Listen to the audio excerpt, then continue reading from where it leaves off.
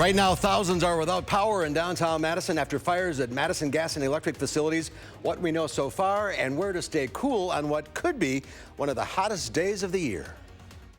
From the Channel3000.com Alert Center, this is News 3 Now at noon. Good afternoon, I'm Mark Kane. We start with new information on two downtown Madison fires at Madison gas and electric facilities. The first happened at the MG&E substation off East Washington Avenue around 7 o'clock this morning, and the second at a substation near Ogg Residence Hall on the UW-Madison campus. Both fires are now out, but thousands of people are without power. Plumes of black smoke could be seen across the city. People are being asked to avoid the downtown area, and government employees, city, county, and state have been asked to go home. There have been, fortunately, no reports of injuries. And we have team coverage on what we know so far. Jamie Perez talked with eyewitnesses from the scene, but we start with Rose Schmidt with new details from a news conference with the mayor that wrapped up just about a half hour ago. Rose? Yes, hi, Mark. Fire investigators are on scene right now working with MG&E. MG&E tells us that they believe the cause of this fire was a mechanical issue. They're performing a damage assessment right now, and after that's done, then they will hopefully have a better idea of when people in this area will have their power restored. But Mayor Satya Rhodes-Conway is asking people in this area to make plans overnight in the event that this power does not come back on tonight, or, that they're trying to figure out what's going to happen. We now know that about 40 firefighters were called to the scene this morning at 7:40. They had to turn off and de-energize the substation so that fire could be put out. It took about 15 to 20 minutes to do that, to de-energize the power plant. We know that city officials say traffic safety and staying cool in this heat are their top two priorities right now. The mayor says 12 intersections are running on generators at the moment. We're working on keeping traffic moving safely downtown. If folks come across an intersection that is a lighted intersection where the power is out, we need them to treat it like it's a four-way stop, take turns, be safe, and make sure that you're just polite to other drivers on the road. Safety is our #1 priority right now. People are encouraged to find a place that has air conditioning. That includes public facilities as well as some of the Madison libraries. So please do not try to stay out in this heat if you don't have to. They're trying to make sure that you have air conditioning in your apartment. And like I said, the crews are working to restore the power at the moment. They're trying to figure out when that will happen. Back to you, Mark. All right, no exact word. Thank you, Rose. Now to Jamie Perez, live at the MG&E substation off East Washington Avenue. She talked with eyewitnesses today. Jamie. All right, well, we are just off East Washington Avenue, just across from the Sylvie. Right behind me is the MG&E power plant that was on fire this morning. You can see that police are still blocking off many of the surrounding streets as they work to assess the damage inside with the crews there. Now, after talking to several people who saw this, one person said that this video was taken from their apartment. You can see just how massive these flames were from that aerial view. Other people I spoke with say when they first saw this and heard it, they said it sounded like either a car crash or a gunshot when it first happened. Now, spokespeople say that this was due to a technical and mechanical failure, but they are still working to figure out exactly what went wrong. They also aren't sure if the fire caused the explosion or if the explosion caused the fire. Now, the woman who sent us this video said she and many others have moved out of the downtown area to find cooling centers since a lot of people are without power, meaning no air conditioning on this very hot day. And power is still out in a lot of the surrounding areas, like they said, and traffic lights are also out as well. So be very careful if you're out in this area. We are working all day to talk to witnesses and get witness accounts of what happened, and we'll bring you more updates on that tonight at 4, 5, and 6. Avoid the downtown if you can, that's for sure. Jamie Perez, thank you for that report. Right now in the downtown area, almost 12,000 people are without power. Public health officials have ordered all businesses in the impacted area that don't have backup generators, they need to close until the power is restored. Officials say that's due to the excessive heat today. Let's go now to Amy Reed with an update on places that people can go to stay cool. Amy? Yeah, power outages caused planned cooling centers to have to close today. So the city opened the Kohl Center behind me at about 11 a.m. as a backup. That and public libraries, including the Central Library downtown, were able to keep power or use backup generators so they are able to stay open and stay cool. Now, this is especially important for people who rely on resources like the Beacon, which has had to close today due to the power outage. Now, people experiencing homelessness would normally cool down there on a day like today, but they had to be shuttled or had to walk to the library or down to the Kohl Center instead. the Beacon is still planning on getting people their meals that they would normally get from the center. Experts are encouraging people to stay hydrated, stay cool in weather like this, get to a cooling center like the Kohl Center. Now, this is set to close at 6 o'clock tonight, and you heard them say we don't know if this is going to continue overnight, so we're going to keep monitoring and see what options are available after cooling centers have to close. Mark. A lot of new residents in that corridor, all those big apartment buildings. Amy Reed, stay cool. Thank you. To the weather now. Gary Canalti, this couldn't happen on a worse day. No, this is probably going to be the hottest day of the year and certainly one of the most humid days that we've seen in several years. Let's start out by taking a look at visible cloud track. This morning's thunderstorms have moved out. You can see the skies starting to clear, and that's allowing temperatures to warm quickly. Excessive heat warnings are now in effect for our entire viewing area. For our western viewing area, they run until 7 p.m. tomorrow evening, until 7 a.m. for Madison and areas to the east. That's through tomorrow morning. On Doppler track, nothing imminent. All the big storms are up to the north, and there could be a major severe weather outbreak up in northern Wisconsin with the possibility for a derecho and some strong tornadoes, whereas here in southern Wisconsin, the severe weather threat is more limited. We could also see a severe weather threat tomorrow as storms fire up. Temperatures right now, mid-80s to around 90 degrees. Dew point temperatures unbelievably high in the upper 70s to the lower 80s. Already feels like 111 degrees in Mineral Point, and these numbers will continue to grow up. Look for temperatures to climb to around 94 for a high late this afternoon. Heat index values here in the Madison area perhaps as high as 110. Of more details and weather in a few minutes. Dew points in the 80s. I don't think I've ever seen that. That's ridiculous. Yeah, it is. Be careful out there. Thank you, Gary. I'll check back in a few minutes. Evacuations are underway at the Rock County Courthouse after a chemical spill. According to the fire chief, there was a mix-up of chemicals in the boiler room that created a chlorine-type gas. A hazmat team is on the scene. It'll likely take a few hours before people are allowed back inside. And a gas leak in Stoughton has been contained. Police say a gas line was struck during a construction project near West South Street and Monroe Street. That's just south of Main Street. Officials with Alliant Energy say 30 homes were evacuated, but those people are being allowed back in this afternoon. No one was hurt and no damage reported. Madison police investigating a fatal crash on John Nolan Drive overnight. The crash happened around 1:45 this morning between an SUV and a motorcycle.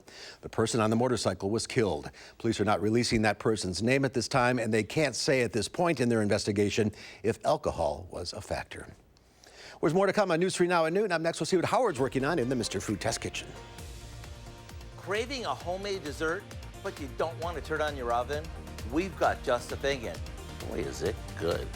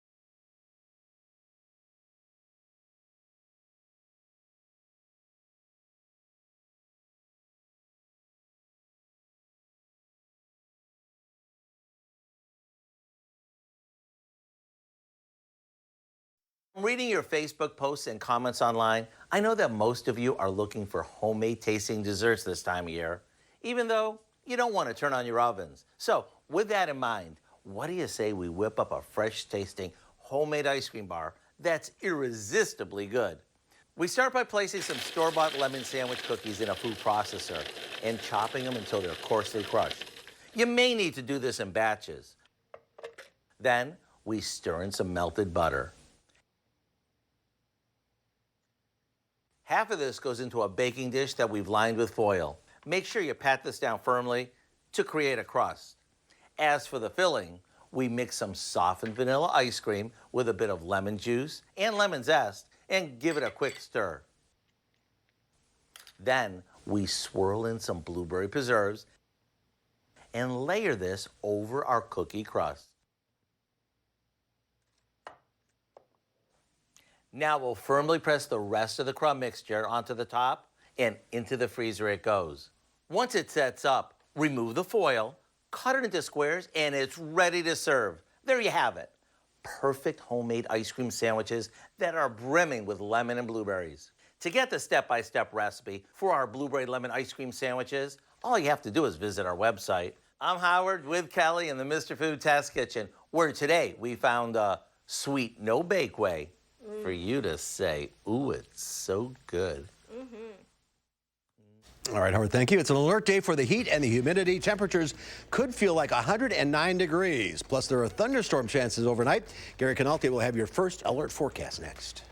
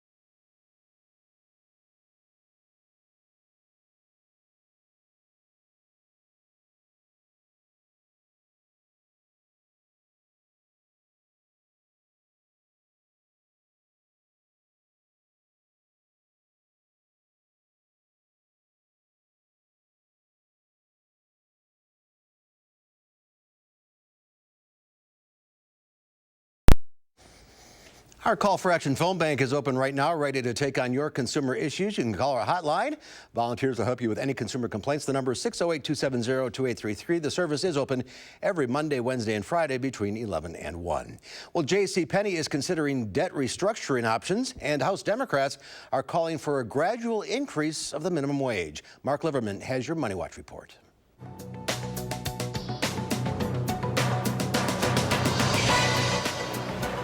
More ups and downs this earnings season. BlackRock missed analyst estimates for quarterly profit. The world's largest asset manager added $87 billion in the second quarter, but revenue fell more than 2% from a year earlier. It's a different story at Microsoft, where the company's cloud business is driving record revenue. Microsoft earnings rose to more than $33 billion compared to $30 billion this time last year. JCPenney is exploring debt restructuring options in hopes of a turnaround before it runs out of cash. The department store chain currently owes $4 billion. Investors have continued to sell off shares in response to the losses. The 117-year-old company has struggled to boost its e-commerce business against strong competition from Amazon. House Democrats approved legislation to raise the federal minimum wage for the first time in a decade to $15 an hour. It's not expected to pass the Republican-controlled Senate.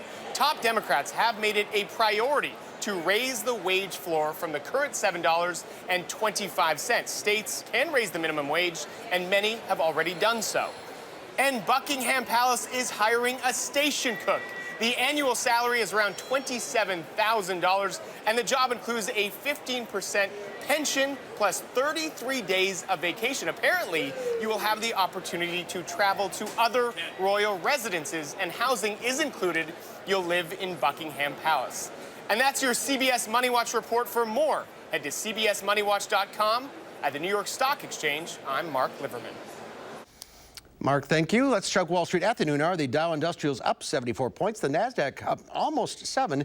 And the S&P 500 is up about 1.5 points. Let's check in now with Farm Director Pam Yankee on this steamy Friday. You're not at the fair. Yeah, absolutely. It's time for us to put a smile on and try to see what we can do. In fact, I got a phone call from the Dane County Fair that wanted to share with everybody. They're doing fine. They've got air conditioning in the Alliant Energy Center. And remember, those pavilions where our animals are housed have fantastic ventilation. It's nice and cool there, too. They said everybody's doing good at the Dane County Fair. Speaking of the Dane County Fair, I want to remind you, tomorrow is our Farm Babe Boogie Tractor Parade. Hopefully the temperatures will dissipate just a little bit. I'd like you to bring your tractor, no matter the shape, size, or color, and join us. Have it ready to go by 11 a.m. in the back parking lot of the Alliant Energy Center grounds. We'll do the parade, let the kids climb on. Where are my pictures? No, I need my pictures, folks.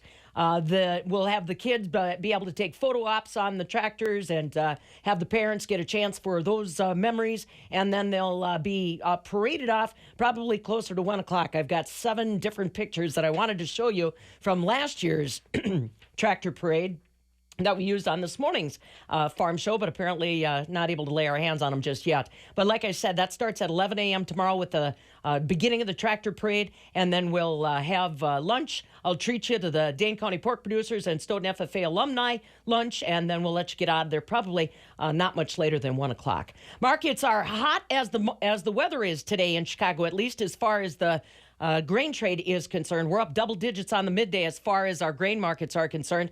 We had export numbers. We'll get through the numbers. They had export numbers out that were halfway decent, still disappointing year over year, but better than we expected for the week. Now we've just got to hang on until August 11th or 12th. I can't remember which day of the week it is that they're going to be releasing the next crop report that should entail some of the acreage adjustments. Barrel cheese was unchanged today at 170.5. 40-pound block cheese unchanged at 178. AA butter finishes the week down a penny and a quarter at 239 3/4. And remember that Farm Babe Boogie Tractor Parade. Everybody is welcome to join us as far as the tractor drivers, and there's no cost. I'll get you back in the fair if you want, so bring your friends. I know it's a lot to ask, Mark, especially with the way the weather is outside right now, but hopefully tomorrow we'll have a little bit better break. I don't know. See what Gary says about that. It might be a little bit. We'll see. All right, have fun boogieing. We'll see you later. Here is Gary, and alert days remain in the forecast. Yeah, we will get a little break tomorrow, a very little break, because while high temperatures will be in the mid-90s today, heat index values perhaps as high as 109 to, in some cases, over that into the 110 or above range. Tonight, we could see some thunderstorms with low temperatures staying in the mid-70s. Very warm for overnight low temperatures. You don't get any relief from the heat overnight. And then tomorrow, I'm still looking for a high temperature of 90, so I guess that is a little improvement over today. Heat index values, though, still as high as 102. And then some late afternoon thunderstorms will sweep through, and that should put an end to the heat and humidity. Excessive heat warnings in effect for all of this area, including all of southern Wisconsin. Far southwestern Wisconsin, it runs until 7 p.m. tomorrow evening. The rest of us pretty much through 7 a.m. tomorrow tomorrow morning. Last night, some heavy rains over parts of Sauk County back toward the La Crosse area. Many locations, 3 to 5 inches of rain over the last couple of nights. Got a couple of reports from Sauk County. Debbie in the Baraboo area had about 5.5 inches. A couple other places near 6 inches of rain, and then another pocket of heavy rain down toward Platteville. Most of the other parts of the area between 1 and 2 inches of rain, locally 3 inches in a few spots. Right now, most of the thunderstorm activity is up to the north. This area is just going to explode later on today. There's a moderate risk of severe thunderstorms from the Twin Cities through Rhinelander, an enhanced risk about as far south as, Stevens Point, and then a slight risk to north of Madison, and then a marginal risk south of us. I think our severe weather threat will be pretty limited. If it happens, it'll be late tonight from storms that will be in the northern part of the state and work their way southward. This area could see a significant tornado outbreak this afternoon, as well as the potential for derecho, widespread wind damage with a squall line that will move through. Tomorrow, the severe weather threat shifts southward, but it'll be a fast-moving cold front that'll bring some gusty winds and some heavy downpours with the thunderstorms. Once that moves on through, we should see a big improvement. Rainfall amounts, you can see the computer models really don't even show any rain here through 6 a.m. tomorrow morning, most of it in the northern part of the state, but the rain that comes through tomorrow afternoon, tomorrow night, could be as much as a couple of inches in some spots. Live view from the Queen Bee Radio Skycam in Platteville. This just looks hot. Those cumulus clouds are just kind of bubbling up right now. The hazy sunshine over the Madison area from the WISC Skycam.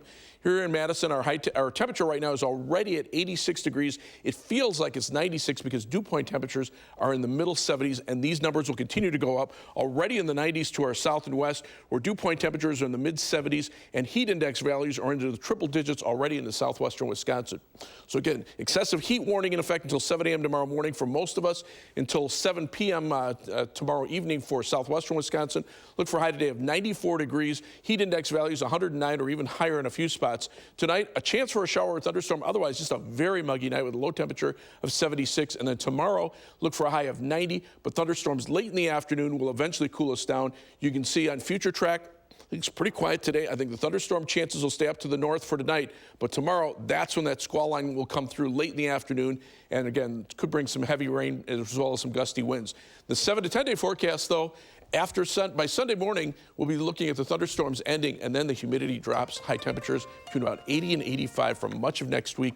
Just a slight chance of a thunderstorm Saturday afternoon, but that's pretty much it. So some relief is in sight. A couple of days yet. It's on the way. All right. Thank you, Gary. You're welcome. Well, next to noon, a Michigan 6-year-old has become an internet sensation for his coaching skills. A look at his work with the Growlers team when we come back.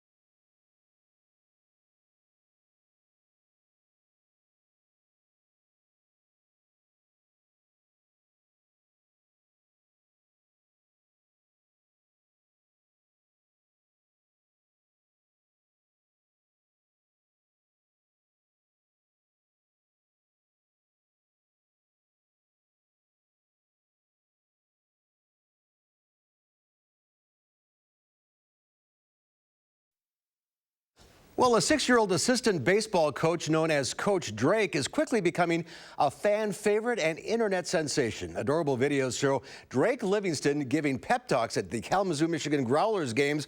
With his look of determination and trademark march to the mound, it wasn't long before Coach Drake became a staple at Growlers games. He's a serious kid. He wants players to play the game the right way. He wants the guys, first and foremost, to have fun. It's for the fans that are there to enjoy the show. Out comes Coach Drake. He did not like the last call. Here comes his signature move. Uh-oh, he might get tossed. And he's gone. Oh, no. Did he just say, "I'll be right back"? Was that the "I'll be right back" finger? Like most 6-year-old, Drake is known to throw an occasional tantrum. He'll argue with umpires over bad calls with a passion of a major league manager, throwing bats, even dumping buckets of balls on the field. He holds the record for the most ejections in the Northwoods League. It's a young Gary Canalti. No, I'd just be throwing a tantrum about the heat and humidity. But right now, things quiet here. We don't have any thunderstorms around to break the heat. They're all up to the north, where a major severe weather outbreak could occur in northern Wisconsin. A tornado and high wind outbreak later on this afternoon and tonight. Most of that should stay north of us. But right now, our temperatures are soaring. Already 86 in Madison, 90 in Mineral Point, and 91 in Boscobel, with dew point temperatures in the lower 80s. And these numbers will continue to go up from here. Heat index values in the triple digits. All right, thank you, Gary. Some good news from downtown. The power is starting to come back. About 6,000 people without power. We'll have an update at 4 o'clock. In the meantime, have a great afternoon.